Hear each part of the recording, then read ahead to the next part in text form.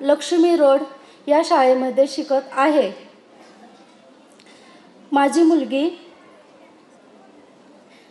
मुलगी इयत्ता 2री मध्ये पालकत्व योजनेमध्ये आली। मी एक सिंगल मदर आहे। माझ्या घरी माझी मुलगी आणि आम्ही दोघीही राहतो। खरं तर मला ही योजना ससून हॉस्पिटलमधून समजली।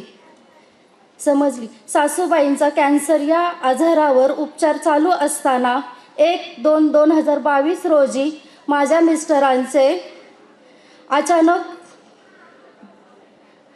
अचानक निधन झाले। त्यानंतर घरची जबाबदारी माझ्या एकटीवर पडली। खूप गोष्टींचे प्रॉब्लेम होऊ लागले। आता मुलीचे शिक्षण व तिचं पुढचं भविष्य कसं घडणार यावर खूप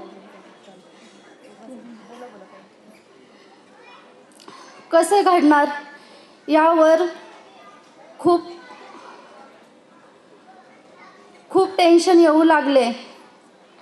शेवटी दगडूशेठला आल्यावर माहिती घेतली व सदनमधून मला आपल्या पालकत्व योजनेचा खूप मोठा आधार भेटला। या योजनेत हुशार, गुणवंत विद्यार्थी, परिस्थिती नाजूक असलेल्या विद्यार्थ्यांसाठी पालक योजना राबवली जाते। संपूर्ण सुरुवात ह्या मंचावरून झालेली आहे। म्हणजे ही खरं तर अतिशयोक्ती वाटू शकते, पण मी योजनेत यायच्या आधी कॉन्फिडन्स एकदम 0 लेवलला होता। कारण एकदमच गरीब घरातून म्हणा किंवा घरात कोणाचं कधी शिक्षणाचा काहीच पाया नव्हता। त्यामुळं शाळेत चांगल्या होते, म्हणजे पुढे मी थोडक्यात पार्श्वभूमी सांगतेच, पण शाळेत चांगल्या होते, तिथे चांगल्या घरातली मुलं होती। त्यामुळं तिथे मला असं वाटायचं की मी बुजल्यागत स्वतःला समजायचे की मी खूप कमी आहे की काय।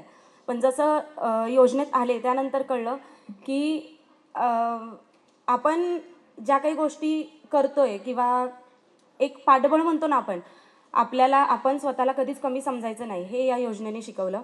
तर मी ज्यांच्या हातून पहिलं आदर्श विद्यार्थिनीचा पुरस्कार घेतला या योजनेत असतानाच त्यांच्यामध्ये इथं बसायचं, म्हणजे हा युनिफॉर्म अंगावर घातल्यावर इथून पुढे पण आयुष्यात, म्हणजे ही अतिशयोक्ती नाही आहे, पण इथून पुढे पण आयुष्यात कितीही मोठा सत्कार झाला तरीही इथे बसण्याचा जो मान आहे मला, त्याच्यापेक्षा कोणताच माझ्यासाठी महत्त्वाचा आणि मोठा सत्कार नसेलच। म्हणजे त्यांना एक पाठबळ नाही आहे, ते पाठबळ देण्याचं काम या जय गणेश ज्ञानवर्धन अभियानाने केलं। आणि त्यांनी फक्त दत्तक घेण्याचं काम नाही केलं, त्यांनी पालकत्व स्वीकारलं। ह्या पालकत्व ह्या शब्दाला जो काही अर्थ आहे ना, तो तुम्हाला आत्ता नाही कळणार, तो थोड्या 2-4 वर्षांनी जेव्हा तुम्ही कॉलेजला जाल किंवा कॉलेजनंतर जेव्हा बाहेर पडाल तेव्हा कळेल की त्या पालकत्व ह्या शब्दाला किती मोठा आधार आहे। कारण लिडरशिप क्वालिटी असू दे, सगळ्या गोष्टी टीमवर्क करणं असू दे, म्हणजे एकत्र येऊन एकत्र बांधून कसं काम करायचं, ह्या सगळ्या गोष्टी योजनेने मला दिल्यात। आणि त्यामुळेच आज पोलीस खात्यात काम करताना ह्या सगळ्या गोष्टींचा, म्हणजे वरिष्ठांचा मान राखून कनिष्ठांना सांभाळून कसं काम करायचं हे मला योजनेने दिलंय। आणि त्यामुळं ह्या वयात पण मी मुंबईसारख्या ठिकाणी पोलीस स्टेशनला व्यवस्थित काम करू शकते। कोणाला असं वाटत नाही, म्हणजे भलेही मी सगळ्यांमध्ये तिथेही लहान आहे, पण कोणाला असं वाटत नाही की हिला अनुभव कमी आहे, कारण तो अनुभव मला योजनेतून मिळाला आहे। म्हणजे ही सगळी जी योजना आहे ती पूर्ण निस्वार्थीपणे, मला एकच ह्या सगळ्यातून सांगायचं आहे की जी काही संधी तुम्हाला मिळाली आहे त्याचं 100% सोनं करा। कारण अशी संधी आता मी तपासाच्या निमित्ताने भरपूर ठिकाणी फिरते किंवा मुंबईत आहे, हे मी कुठंच पाहिलं नाही। तुमची जी काही ओळख इथनं पुढे होणार आहे ती गणपती बाप्पाचे मुलं अशी म्हणून तुमचे होणारे पालकत्व आपलं बाप्पाने स्वीकारलेले आहे।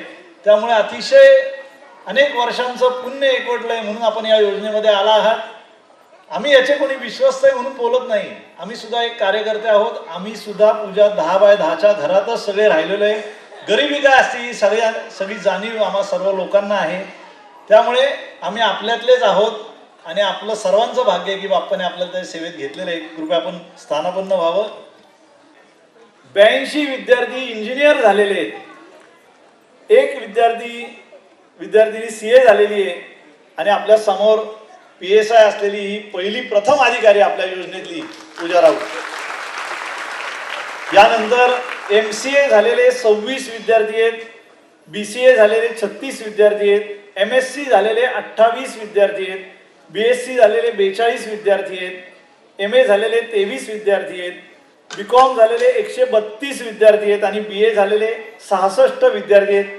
असे 437 विद्यार्थी आज स्वतःच्या पायावर आत्मनिर्भर झालेले आहेत आणि या सर्वांसाठी आपण एकदा जोरदार टाळ्या वाजवूयात.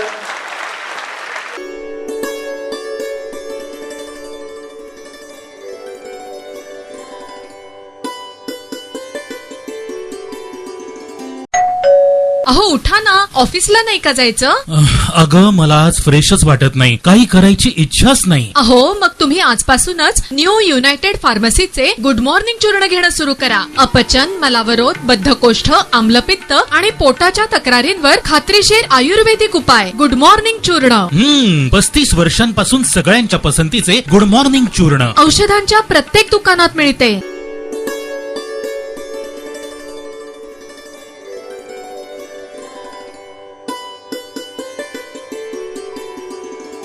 एक्सप्रेसवेला आडोशी बोगदा या ठिकाणी प्रोपिलिन गॅसचा जो टँकर पलटी झालेला आहे, तर त्या अनुषंगानं त्यातून गॅसेसचं लिकेजचं प्रमाण वाढलेलं आहे आणि त्याकरता मुंबई लेन पूर्णपणे बंद करण्यात आली आहे आणि त्यामुळं वाहतूक कोंडी झालेली आहे. तर पुणा लेनची जी बाजू आहे ते पूर्ण खालापूर टोल प्लाझा इथंपर्यंत वाहतूक कोंडी गेलेली आहे. जी पुण्याची बाजू आहे तर ती पूर्णपणे 10 ते 12 किलोमीटर लांब गेलेली आहे वाहतूक कोंडी. तर याकरता मी सर्वांना आवाहन करतोय की या ठिकाणी हे गॅस लिकेजचं प्रमाण कमी होऊन त्याचं पूर्ण समस्या म्हणजे पूर्ण दुरुस्त होण्यापर्यंत आपल्याला वाहतूक कोंडीचा सामना करावा लागणार आहे. याकरता मुंबईला जाणारी जी पुण्याहून जी वाहतूक आहे ती जर तामिनी घाट मार्गे जर मुंबई आणि त्यासोबत इकडून कर्जत मार्गे थोडक्यात जर मुंबईला ठाणेकडे जर वाहतूक चालू केली तर निश्चितपणे त्याचा फायदा होणार आहे आणि शक्यतो या ठिकाणी वाहतूक कोंडी आणखी थोडे तास चालण्याची शक्यता आहे. NDRF टीम आणि त्यानंतर इथं जे अपघातग्रस्तांच्या मदतीसाठी जी टीम आणि त्यासोबत BPCL टीम हे तिन्ही टीम या ठिकाणी कार्यरत आहेत. त्यांच्याकडनं शर्थीचे प्रयत्न चालू आहेत. लवकरात लवकर याचं समस्या सुटू शकेल अशी अपेक्षा व्यक्त करतो. ठीक आहे, बघा तुम्ही म्हणला चालू की चालू बोला. नमस्कार. जनकल्याण समिती महाराष्ट्र प्रांत सेवा भारती यांच्या दोघांच्या विद्यमाने या वर्षीचा श्री गुरुजी पुरस्कार अनुसंधान आणि समाज प्रबोधन या 2 विषयांमध्ये द्यायचं ठरवलेलं आहे. अनुसंधान मध्ये श्रीयुत दादा लाड यांनी जे कापसाबद्दल केलेलं मोठं संशोधन आहे आणि त्याला ICAR ने मान्यता दिलेली आहे, त्याचप्रमाणे मराठवाडा वसंतराव नाईक मराठवाडा कृषी विद्यापीठाने त्यांना डिलीट दिली आहे.